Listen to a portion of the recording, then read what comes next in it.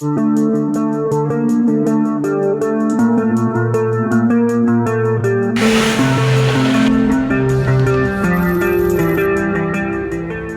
kawan-kawan, selamat datang. Pada video kali ini saya akan tutorialkan bagaimana cara mengganti oli pada mobil truk Mitsubishi Canter. Langsung saja, peralatan yang diperlukan adalah nampan besar, nampan kecil. Nampan besar untuk oli, nampan kecil untuk filter olinya.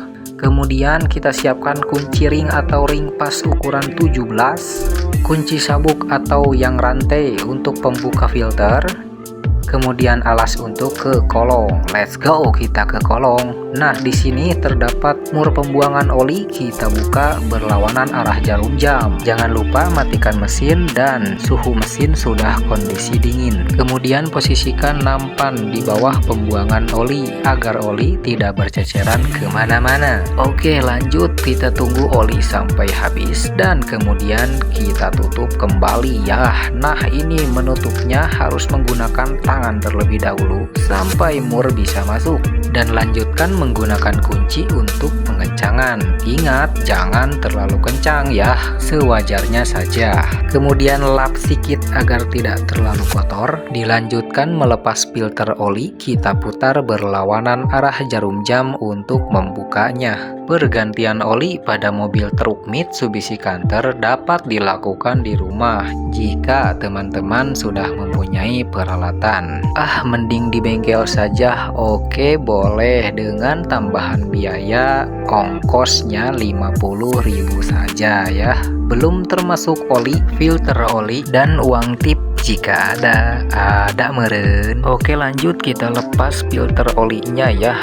Kemudian kita lap sedikit agar agak bersih sedikit. Kalau sudah dilap, kita pasang filter oli yang barunya. Nah, dikarenakan ownernya pengen filter oli yang murah saja, tetapi kualitas tidak murahan. Nah, kami kasih dari merek Sakura ya. Sakura ini sudah terpercaya di bengkel kami. Kami selalu menggunakan filter Sakura ataupun orsinil ya.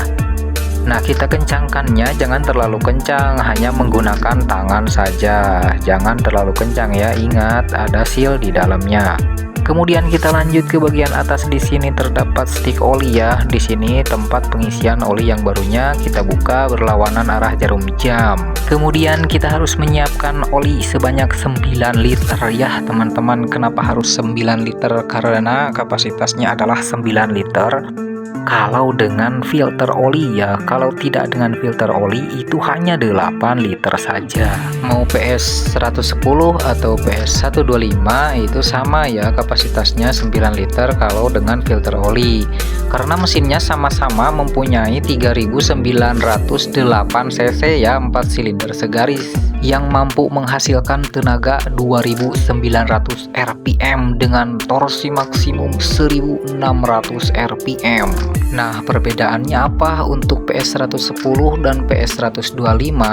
PS 110 tidak menggunakan turbo intercooler dan sasis tidak panjang. Kemudian kalau PS 125 menggunakan turbo intercooler, maka dari itu torsi maksimum yang dihasilkan dapat mencapai 323 Nm, sedangkan untuk PS 110 maksimumnya hanya 304 Nm. Begitu ya kawan-kawan, semoga dapat dipahami. Kalau ada pertanyaan boleh tulis di kolom komentar ya. Oke, gaskeun. Pengisian oli yang baru sudah dilakukan, kemudian kita cek dari stik oli. Kapasitasnya harus lebih dari coakan yang atas ya. Ini kan terdapat 2 coakan di bawah dan di atas.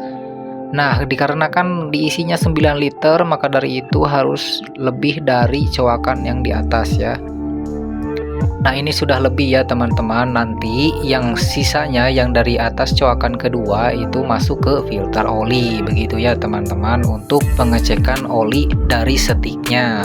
Nah, kalau sudah kita lap-lap sedikit, kemudian tutup kembali. Jangan lupa ya, sampai kencang ya, nanti muncrat-muncrat kalau tidak mengencangkan penutup.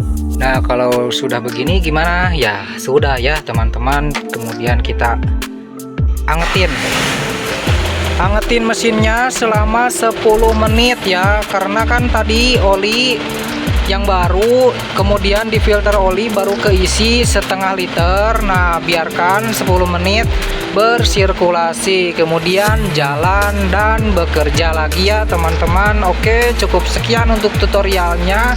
Terima kasih sudah menonton. Jangan lupa dukung saya ya, agar lebih terus semangat dengan cara memberikan like, komen, ataupun subscribe ya teman-teman.